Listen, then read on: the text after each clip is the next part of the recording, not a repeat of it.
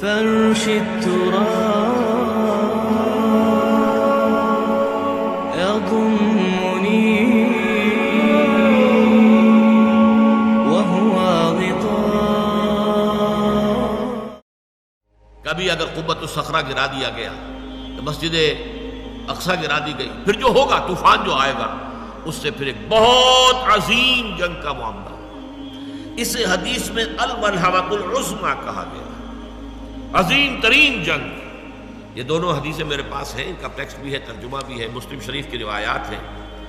لیکن ان جنگوں میں جتنا بڑا نقصان ہوگا جانی اس کا اندازہ کیجئے. فَيَقْتَتِلُونَ مَقْتَلَةً، پھر وہ ایسی جنگ کریں گے، ایسی جنگ لم یرى مثلها، جو کہ کبھی دنیا میں نہیں دیکھی گئی. کیونکہ ایک واسط علاقے میں بہت بڑی جنگ ہو رہی ہے تو اور بات ہے.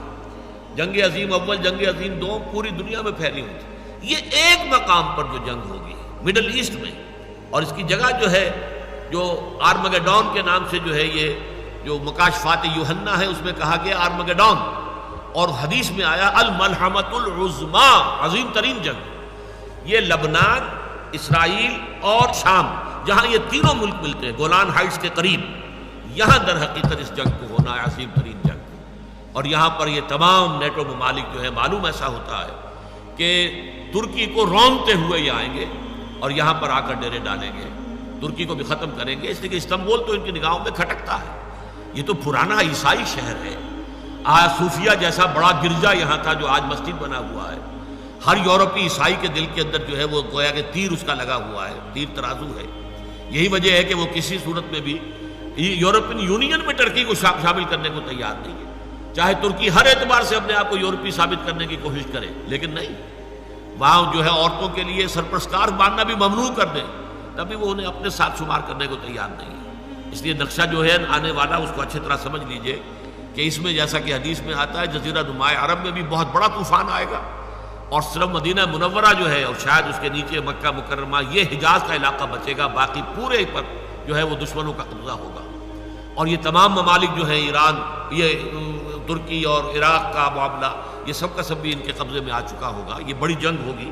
اس میں الفاظ یہ آئے ہیں حتیٰ یخر میتا حتیٰ ان الطائر لیمر بجنباسہم فلا یخلفہم حتیٰ یخر میتا فیتعاد بنو الاب کانوا مئۃ فلا یجدونہ بقی منہم الا رجل واحد. اتنی لاشیں ہوں گی کہ ایک پرندہ اڑے گا، اڑتا رہے گا، اڑتا رہے گا. ایک تو ہوتے ہیں گدھ، مردار خور، ان کی بات اور ہے. ایک پرندے، چڑیے، یہ بڑی نفاست پسند ہوتی ہیں، یہ گندگی کے اوپر نہیں بیٹھتی، اترنا نہیں چاہتی.